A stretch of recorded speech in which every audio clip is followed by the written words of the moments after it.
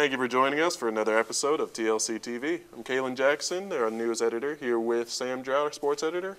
Thanks for having me on. I appreciate it. Yeah, no problem. We've got another episode. We got some state legislatures, some women's and men's basketball. It's going to be a good episode. Yeah, if you want to go ahead and get started, you mentioned the legislation bill that's kind of going on, so if you want to talk about that for a moment. Well, Dan Syme, the state representative, he's introducing a bill to freeze tuition rates for all universities around campus. Good news, I know we don't want to pay any more than we already do, right? Oh, no. So he's introducing this. He's saying that it's a crime for students to be paying so much just for tuition. So what his idea is to freeze what the current tuition rate is right now, just keep it at that cap, and to introduce that to all universities in the state of Kentucky. And there's also another bill that we had talked about earlier that's developing too. Well, Reginald Meeks, the state representative for Kentucky, he's introducing a bill to protect student rights for free speech on campus.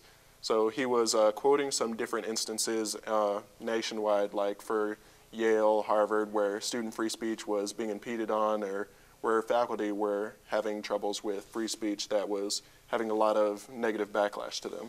So he's trying to introduce this bill to protect student and faculty free speech in order to just protect against what could happen and any backlash that people and faculty could have in the state of Kentucky, universities and campuses. And that's continuing to develop.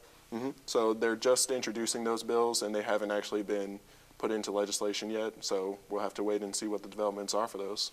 So there's quite a bit going on in that sector for sure.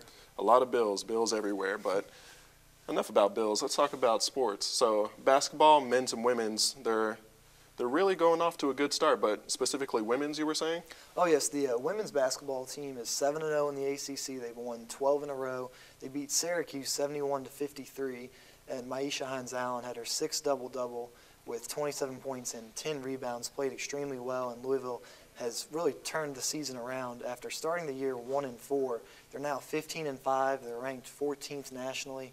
So the women have really put together a solid second half of the year, and at 7-0 in the ACC, they're tied for first place with Notre Dame. They actually play in a week at the KFC Yum Center. So the team has really started to play well. And it's been fascinating to watch because Asia Durst started the year struggling. She had a groin injury and surgery in the offseason, and now she's playing a little more comfortably without that injury as much of a factor. She's averaging 13 points per game in ACC play. And then as I previously mentioned, Maisha Hines-Allen has played extremely well, and Mariah Moore has played very well. So they've got three players that have played very well these past few weeks. And then on another note, Brianna Jackson has not played too particularly well in ACC play, whereas in the non-conference schedule, she was actually the leading scorer on the team.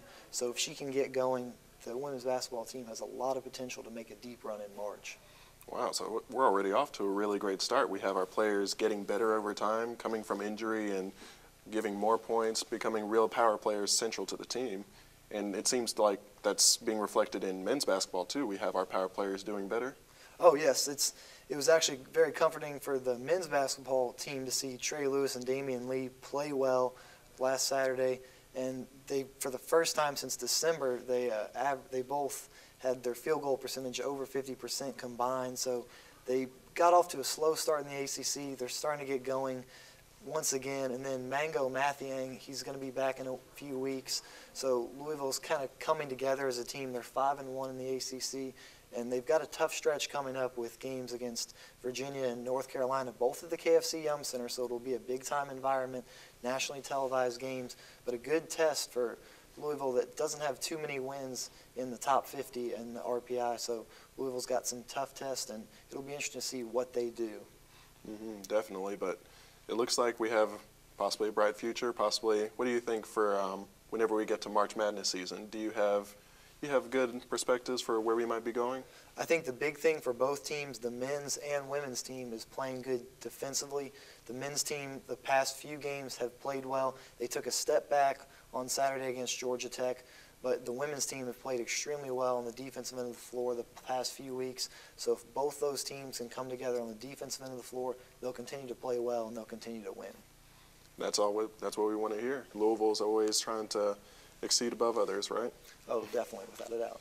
Well, thank you again for joining us for another episode of TLC TV. This has been Kyeland Jackson, sports editor Sam Draut. Thanks for having me on. Thanks for joining us.